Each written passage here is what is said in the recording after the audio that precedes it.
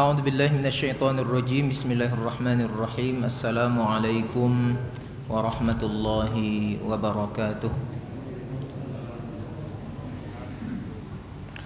Alhamdulillahi rabbil alamin. Wassalatu wassalamu ala asyrafil anbiya'i wal mursalin wa ala alihi wa ashabihi ajma'in.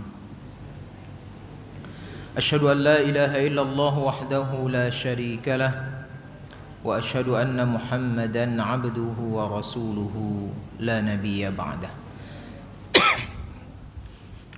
Subhanaka la ilma lana illa ma 'allamtana innaka antal alimul hakim. Rabbi shrah li sadri wa yassir li amri wahlul 'uqdatam min lisani yafqahu qawli. Bapak-bapak, ibu-ibu, kaum muslimin dan muslimat jamaah salat maghrib yang saya hormati, mari kita bersyukur kepada Allah. Malam hari ini kita masih hadir dalam keadaan sehat walafiat. Iman kita masih kokoh, kesehatan kita masih terjaga, dan mudah-mudahan nikmat ini semakin mendekatkan diri kita kepada Allah Subhanahu wa taala. Amin ya rabbal alamin. Bersalawat kita kepada Rasulullah sallallahu alaihi wasallam dengan ucapan Allahumma salli ala Muhammad wa ala ali Muhammad. Assalamu alayka ya Rasulullah.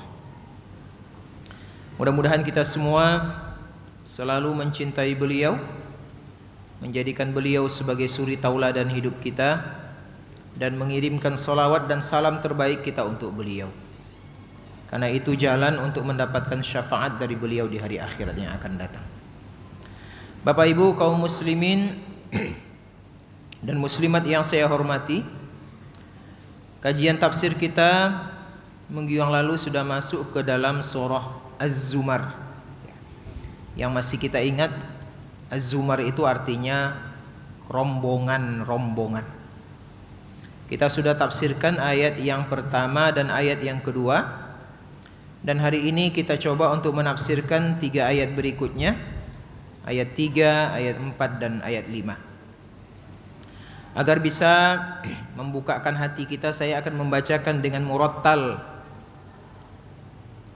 ayat yang akan kita bahas dalam kesempatan ini agar kita ikuti dengan sebaik-baiknya.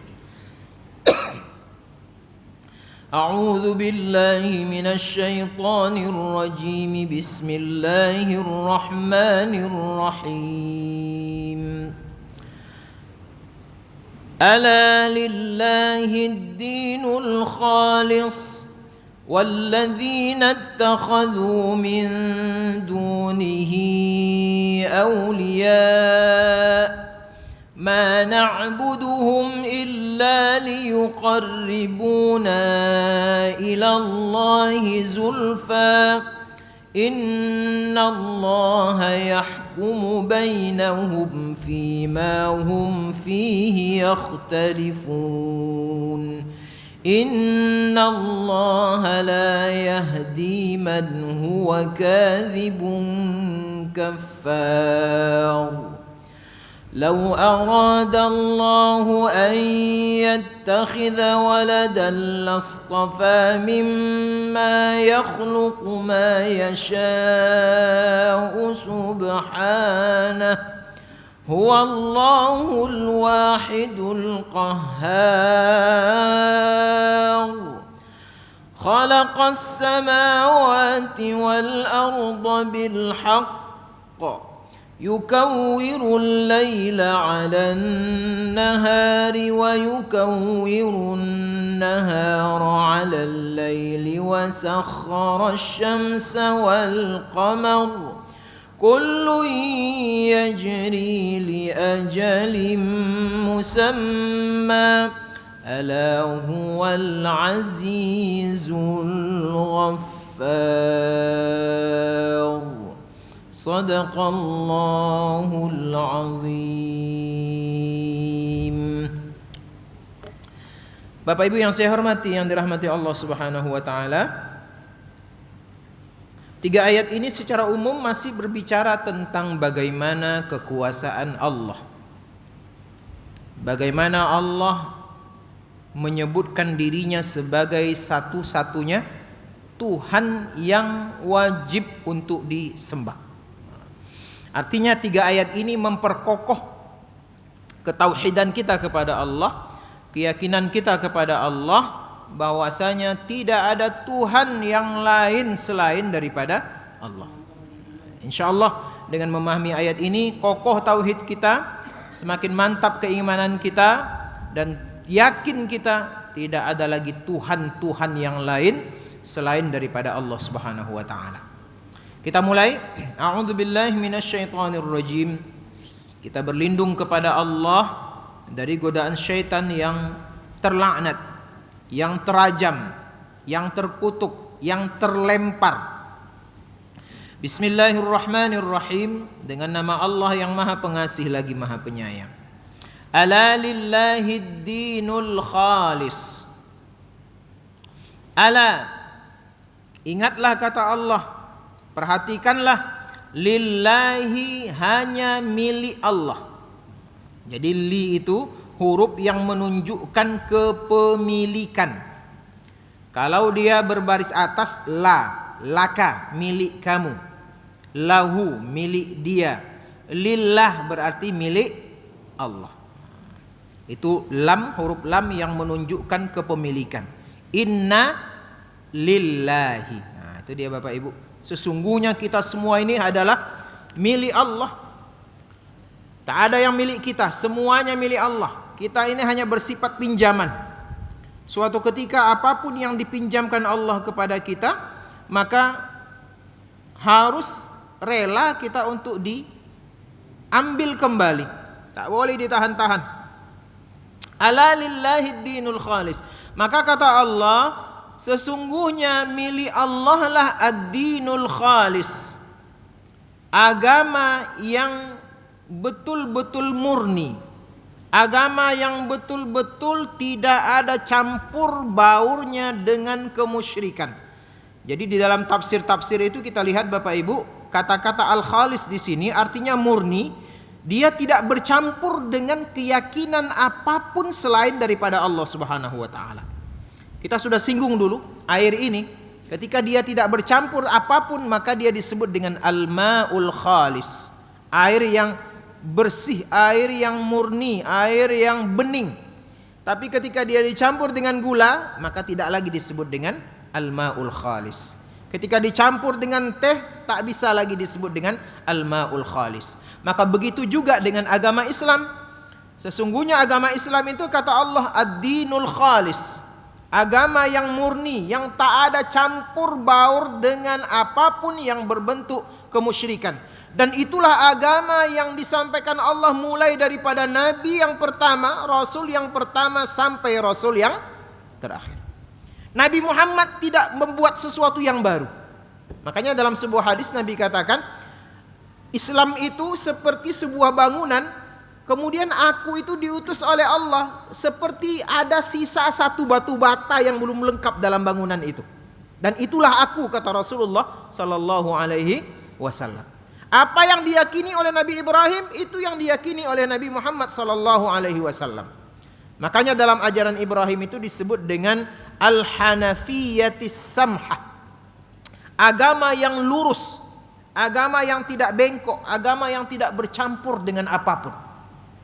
Apa yang diajarkan Allah kepada Nabi Nuh itu juga yang Allah ajarkan kepada Nabi Muhammad. Mungkin yang berbeda itu hanya dalam tahapan, dalam taraf-taraf yang berkaitan dengan syariat, Pak ya.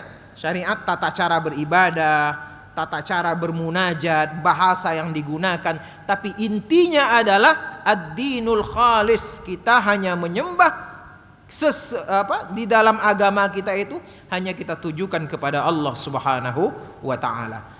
Ta'alau ila kalimatin sawa'im bainana wa bainakum.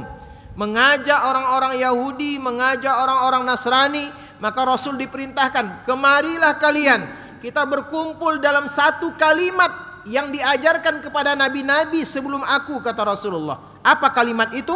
Alla na'buda illallah. Kita tidak menyembah apapun selain daripada Allah Subhanahu wa taala. Maka Islam betul-betul agama yang murni, maka Islam betul-betul menutup segala sesuatu yang akan merusak ketauhidan itu, Bapak dan Ibu. Ya.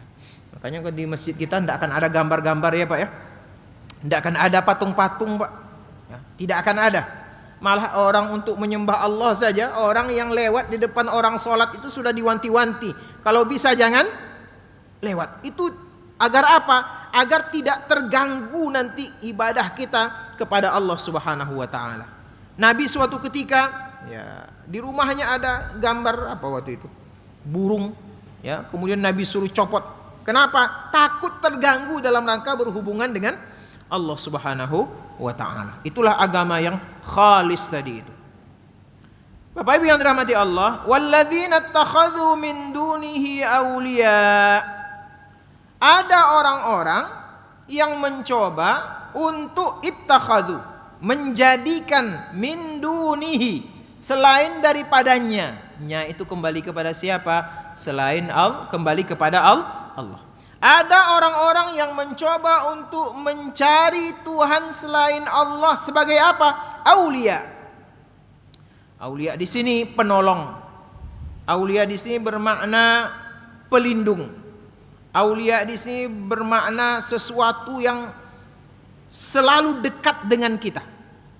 Maka ada sebagian daripada manusia itu yang mencoba untuk mencari selain Allah sebagai pelindung. Maka dalam sejarah orang-orang Arab Quraisy itu mereka berlindung kepada jin. Kalau di Indonesia mereka berlindung kepada Nyai Roro Kidul, Nini Pelet, ya Pak ya. Siapa lagi Pak? Oh, kan ada film-film tuh Pak ya.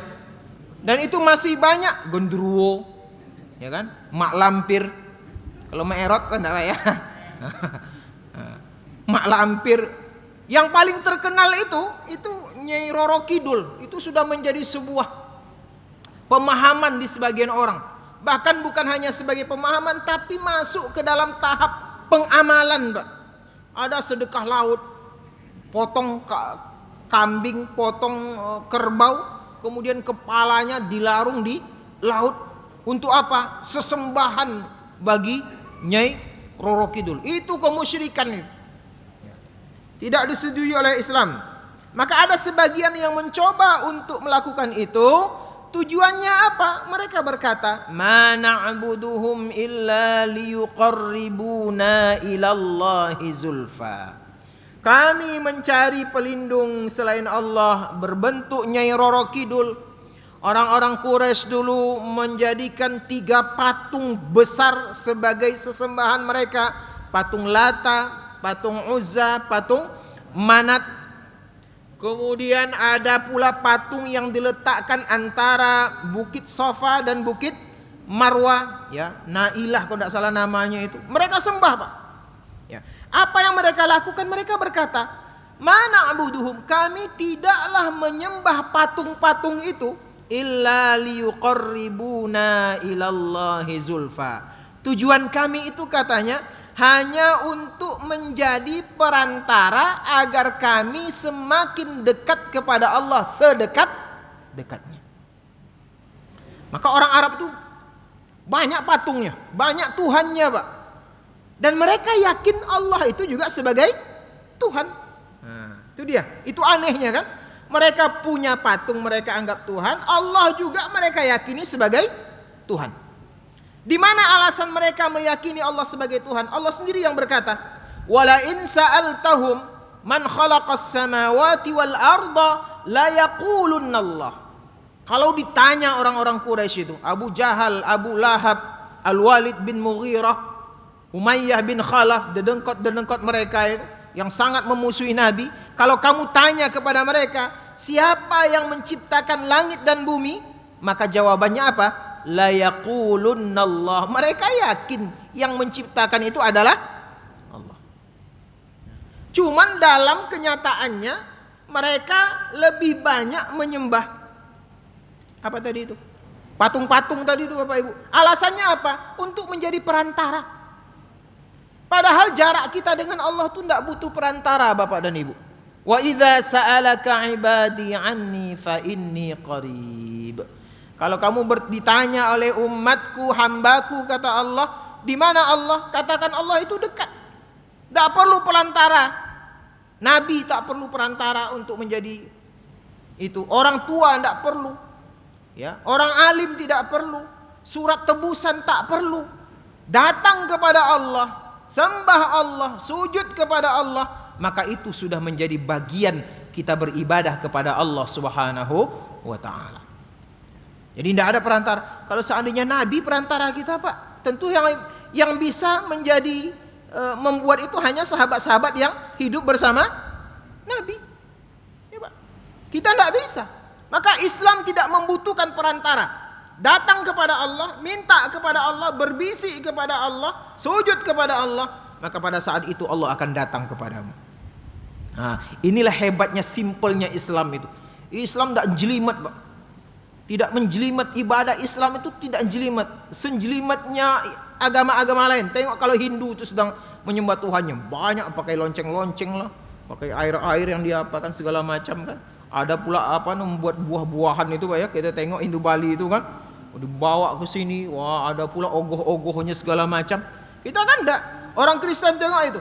Ketika mereka sedang mengadakan acara di gereja malam 25 Desember, kenaikan Isa Al-Masih, tengok itu banyak sekali prosesinya. Ya kan? Ada malam kudus, makan inilah, minum inilah, dihirup ke hidung lah, ada surat yang diantarkan lah, dan segala macamnya. Kita enggak.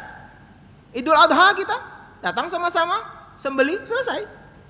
Idul Fitri kita datang ke lapangan, khutbah, sholat, selesai. Sholat Jumat kita enggak ada sholat Jumat sampai 3 jam ya Pak ya. Paling-paling setengah jam saja. Datang, duduk, khotib, khutbah, sholat, selesai. Tidak banyak prosesi Islam itu. Tak membutuhkan hal-hal yang disebut dengan patung tadi. Tapi kalau dalam Kristen, yakin kita ada patung di situ. Maka setiap rumah orang Kristen, tengok pasti ada patung. 3 patung itu. Patung Kristus, patung domba, ada patung ibu yang menggendong anak bayinya. Itu dia. Islam tidak butuh itu. Bagaimana dengan tulisan-tulisan? Tulisan itu tidak penting, Pak. Karena ada kaligrafi itu tidak menjadi sesuatu yang memberatkan kita. Ada silakan, tidak ada pun silakan. Kadang-kadang ada tulisan kaligrafi saking jelimetnya, kadang-kadang tak terbaca sama kita itu. Tengoklah, saya tanya bapak-bapak, tidak pernah nak membaca yang di sini nih? Tengok salah satu tuh apa tuh bacaannya tuh? Tidak terbaca kadang-kadang, Pak. Apalagi yang kuningan itu kan? Yang kuningan yang mahal itu bukan untuk apa-apa, itu bukan untuk mengusir setan, itu hanya sebagai jati diri. Masuk kita ke rumah orang itu adalah seorang muslim. Tapi itu tidak boleh memberatkan kita. Bapak Ibu yang dirahmati Allah Subhanahu wa taala, kemudian Allah katakan, bisa tidak mendekat kepada Allah dengan menggunakan perantara itu? Jelas tidak bisa. Kenapa? Karena Allah melarang penyembahan patung. Allah melarang pembuatan patung. Bahkan Nabi ancam, kalau ada patung di sebuah rumah maka tidak akan masuk malaikat rahmat, Pak. Suruh keluarkan, nggak boleh ada patung-patung di dalam rumah kita. Kalaupun ada, katanya jangan lengkap dia, harus ada yang di apa namanya itu. Ya, ini khilaf juga, ada pertanyaan dulu pada zaman Nabi Sulaiman itu, mungkin pada waktu itu ya. Ma hadhihi tamathilul lati, ada patung-patung yang digambar pada masa Nabi Sulaiman, tapi mungkin itu cocok untuk syariat mereka waktu itu, tidak lagi cocok untuk syariat kita hari ini. Islam steril dari itu. Itu dalam rangka apa? Menjaga jangan sampai merusak. Contohnya patung-patung yang kita khawatirkan begini, Pak. Mungkin tahun kita hidup, kita buat mungkin patung siapa di sini, di Riau, patung Sultan Syarif Qasim misalnya kan. Waktu kita hidup sekarang mungkin kita tidak menyembahnya, karena agama kita kuat. Tapi boleh jadi nanti 200 tahun yang akan datang, Pak, ya, ada orang yang mungkin kotor otaknya, dia gagal di dalam melaksanakan bisnis. Akhirnya coba-coba dia taruh uang mungkin 5.000 di dekat patung yang dibuat tadi itu. Ternyata kemudian bisnisnya berhasil, Pak. Wah, akhirnya menjadi sebuah kebiasaan. Wah, kalau begitu, kalau diletakkan uang 5.000 di dekat patung ini, maka bisnis kita bisa jadi lancar. Kemudian dia lakukan menjadi sebuah kebiasaan, kemudian menjadi sebuah kebutuhan, dan yang paling dahsyat itu menjadi sebuah peribadatan. Nah, itu yang ditakutkan itu. Karena secara setan menggoda kita, menggelincirkan manusia itu luar biasa dia.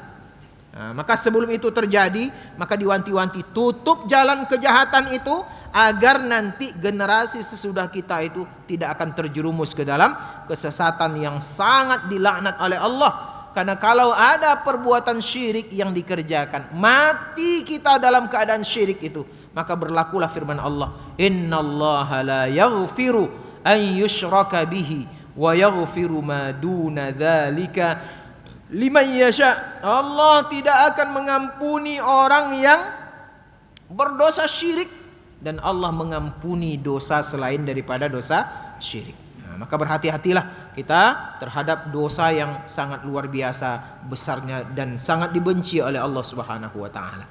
Innallaha yahkumu bainahum, sesungguhnya Allah nanti akan memutuskan hukum bainahum, di antara mereka. Siapa hum di sini? Hum di sini ada dua. Satu ahlul kuffar, ahlul syirkah, ahlul musyrik. Yang kedua ahlul iman.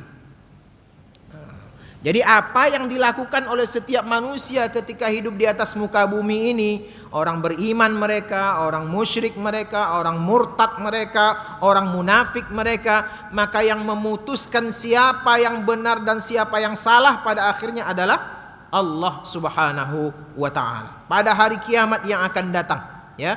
Fima hum fihi yakhtalifun. Allah akan putuskan seadil-adilnya sesuai dengan ajaran yang sudah Allah gariskan di antara apa yang mereka ikhtilafkan, yakhtalifun. Apa yang mereka persengketakan ketika mereka hidup di dunia ini. Yang beriman dengan imannya, Allah akan hukum mereka, tegakkan keadilan seadil-adilnya. Yang musyrik dengan kemusyrikannya, Allah akan tegakkan keadilan untuk mereka seadil-adilnya. Tentu yang menjadi acuan itu adalah perintah pertama Allah Subhanahu wa taala. Di mana ukurannya? Ukurannya adalah Al-Qur'an. Itu dia, Pak. Maka segala apa yang tidak sesuai dengan Al-Qur'an pasti akan Allah balas dengan siksaan. Yang tidak sesuai dengan Al-Qur'an pasti Allah akan berikan siksaan. Yang sesuai dengan Al-Qur'an pasti Allah akan berikan balasan kebaikan. Sekecil apapun. Faman ya'mal mithqala dzarratin khairan yarah wa man ya'mal mithqala dzarratin syarran yarah. Allah akan timbang seadil-adilnya. Ya.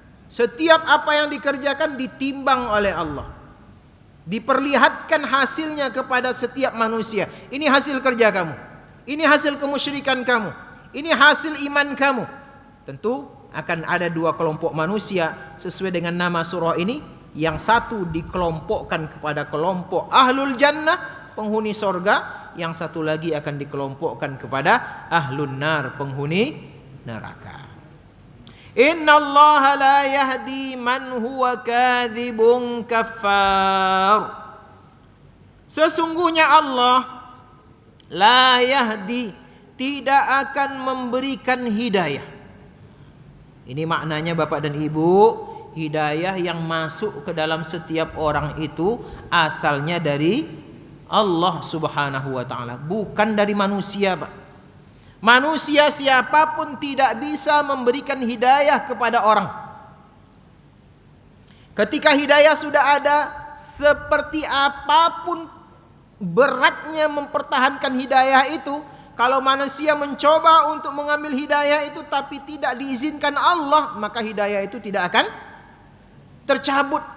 Begitu sebaliknya, sekuat apapun kita mengajak orang untuk mendapatkan hidayah dari Allah Subhanahu wa taala, kalau Allah tidak memberikan hidayah, maka orang itu tidak akan bisa memberikan hidayah. Maka beruntung kita Bapak Ibu yang dirahmati Allah Subhanahu wa taala. Betapa mahalnya hidayah ini. Artinya apa?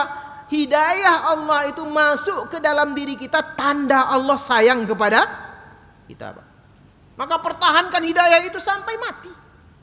Sampai titik darah penghabisan. Karena ada sekian miliar orang yang tak dapat hidayah yang mahal ini. Yang kalau mereka mati dengan keadaan seperti itu, matinya masuk neraka. Kita alhamdulillah Pak, beruntung kita lahir dari ibu yang Islam, lahir dari ayah yang Islam. Maka ini keberuntungan yang luar biasa. Karena hidayah ini perkara Allah. Innallaha yahdi man yasha. Allah itu memberikan hidayah kepada siapa yang Dia inginkan. Masuk kita ke dalam masjid berarti sesuai dengan keinginan Allah memberikan hidayah kepada kita. Karena hari ini ada orang, mungkin jutaan, miliaran orang masuk ke gereja, Pak. Ada miliaran orang yang masuk ke dalam pura. Ada miliaran orang yang masuk ke dalam tepekong, ya Pak ya, yang tidak mendapatkan hidayah. Oh, agama semuanya sama Pak Ustaz? Enggak. Ya, itu pemahaman liberal Pak ya. Kan sekarang ada tuh, ada yang menganggap agama itu sama saja. Saya belajar pemikiran liberal tuh, mereka kadang-kadang menganggap agama itu, Tuhan itu seperti puncak gunung.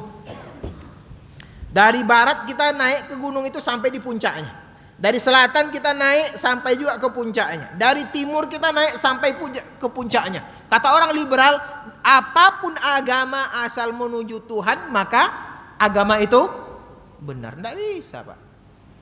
Satu-satunya agama yang mesti kita yakini, yang paling benar itu hanya agama kita. Tidak ada kebenaran lain di luar itu. Itu mutlak, itu wajib. Kalau ada yang merasa tidak seperti itu, kafir dia. Kafir. Karena Allah katakan innallaha innad dina indallahil Islam. Satu-satunya agama yang diakui oleh Allah adalah Islam.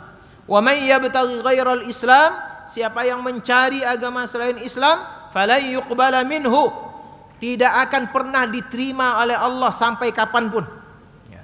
Maka Allah katakan di sini, Allah tidak akan memberikan hidayah kepada dua jenis manusia. Siapa mereka? Yang pertama kadzibun. Kadzib ini pelaku pendusta. Ismul fa'il dia. Kadzib fa'il. Orang yang berdusta. Apa yang maksud berdusta di sini? Yang dimaksud berdusta di sini adalah mendustakan agama Islam, mendustakan nubuwah Nabi Muhammad sallallahu alaihi wasallam. Ada Pak. Siapa mereka? Orang yang punya kitab sebelum agama kita.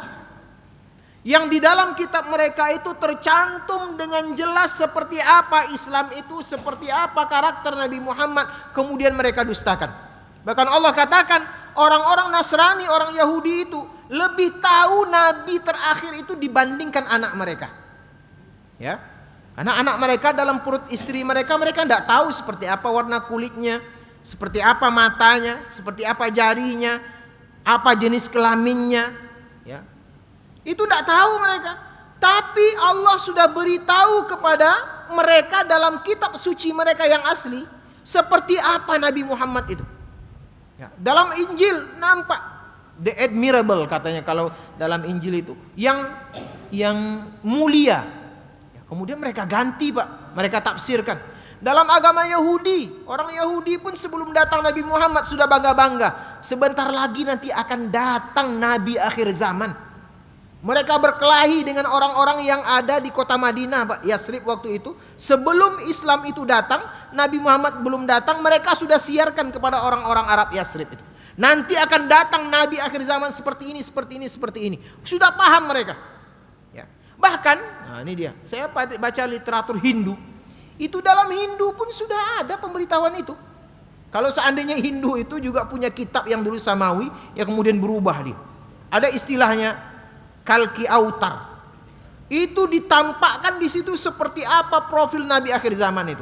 Saya baca katanya Nabi akhir zaman itu dia punya 4 orang sahabat. Maka sahabat Nabi yang paling hebat itu ada 4 orang, Abu Bakar, Umar, Utsman dan Ali. Nabi Muhammad itu dia punya pengikut 124.000, tercantum Pak di dalam kitab Injil kitab Weda itu. Ya. Nabi Muhammad itu dia naik onta. Nabi Muhammad itu dia tinggal di kota padang pasir. Mana ada padang pasir selain daripada Makkah yang begitu panas. Ya. Nabi Muhammad itu pakai sorban, digambarkan sedemikian rupa. Tapi ini masalahnya kadang-kadang arbab ini, Bapak Ibu yang dirahmati Allah. Siapa arbab itu? Pendeta-pendeta, ya kan? Yang kemudian menafsirkan, kemudian mengalihkan tafsirnya sesuai dengan keinginan mereka. Maka di sini bahayanya mufasir, Bapak Ibu yang dirahmati Allah. Bahayanya mufasir kalau tidak lurus imannya, maka salah satu yang menjadi kunci penafsiran yang baik itu adalah akidah seorang mufasir itu harus lurus, Pak. Sebab kalau tidak lurus nanti ditakutkan dia akan mengarahkan makna Al-Quran itu tidak sesuai dengan ajaran agama Islam. Kan banyak itu Bapak Ibu ya. Maka di dalam tafsir Quran itu mufasir kita tuh banyak ragamnya, Pak. Ada mufasir Mu'tazilah, dia arahkan, Pak, sesuai dengan keyakinan dia. Ada mufasir Syiah, dia arahkan. Maka kalau tidak hati-hati kita maka akan tersesat.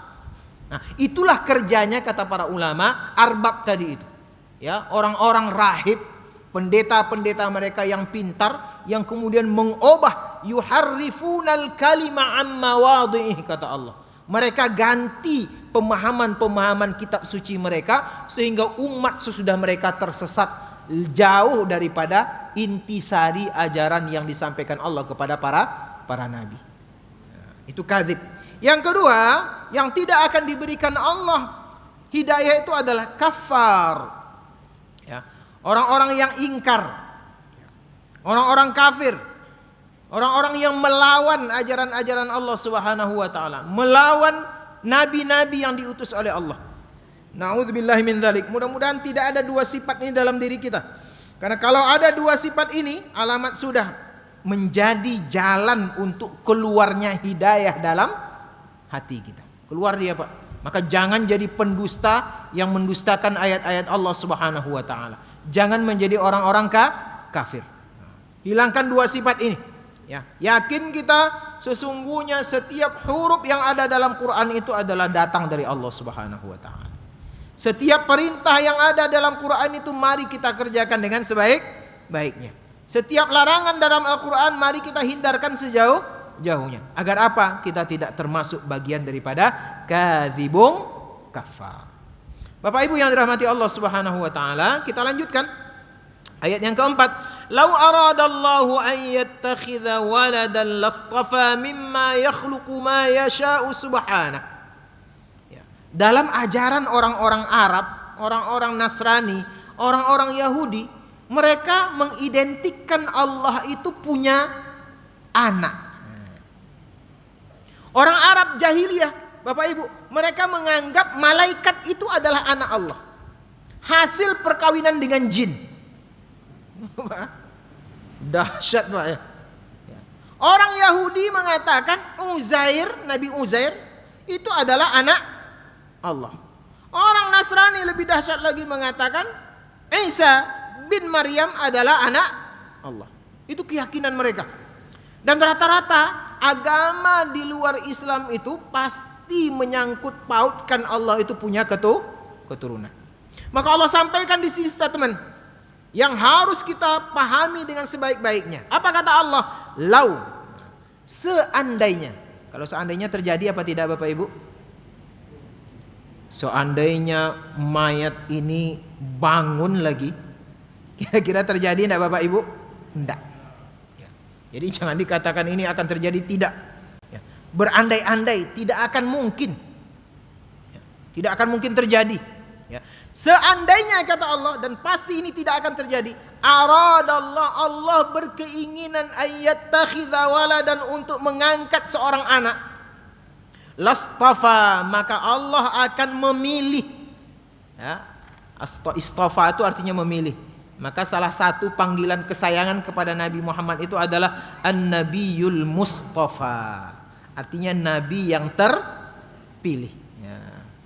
Al-Mustafa. Ya. Itu biasanya di NU itu Pak, banyak kata-kata An-Nabiyul Mustafa. Ya kan?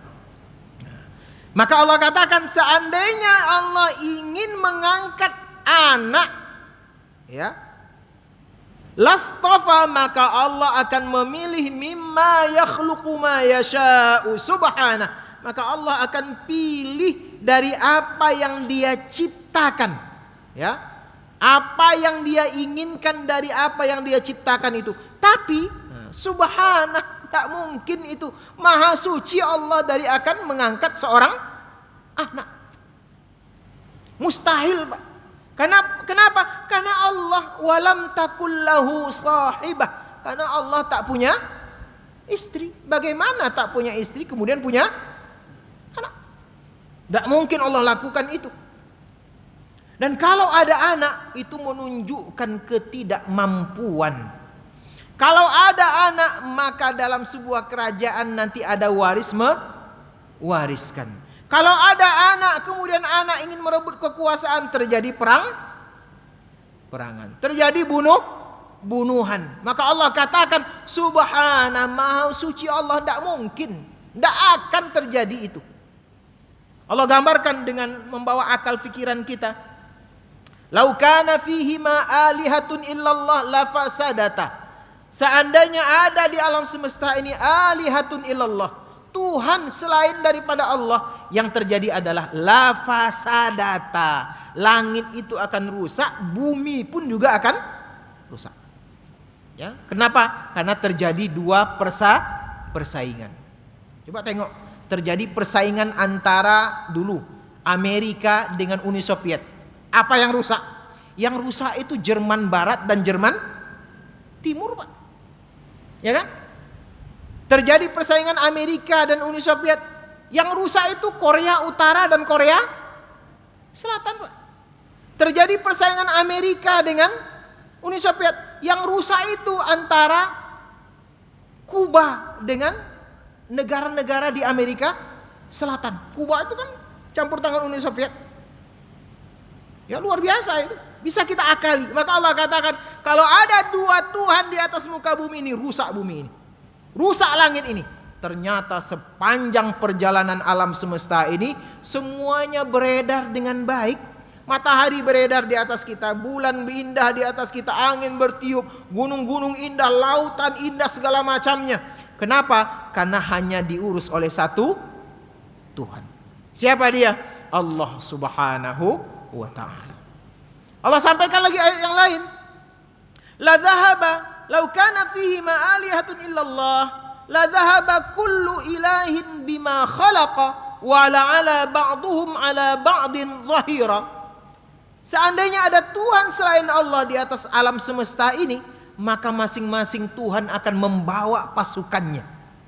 Apa yang Dia cipta Dia bawa. Oh, ini saya ciptakan nih, masuk ke kelompok saya. Ini engkau yang menciptakan, masuk ke kelompok engkau. Dan masing-masing Tuhan, kata Allah, wala ala ba'duhum ala ba'din, akan terjadi persaingan yang tidak sehat, yang kemudian menghancurkan satu dengan yang lain. Ternyata itu tidak terjadi. Ini menunjukkan la ilaha illallah. Ya, subhana, Allah tutup dengan kalimat subhana, maha suci Allah dari hal-hal yang tidak benar itu.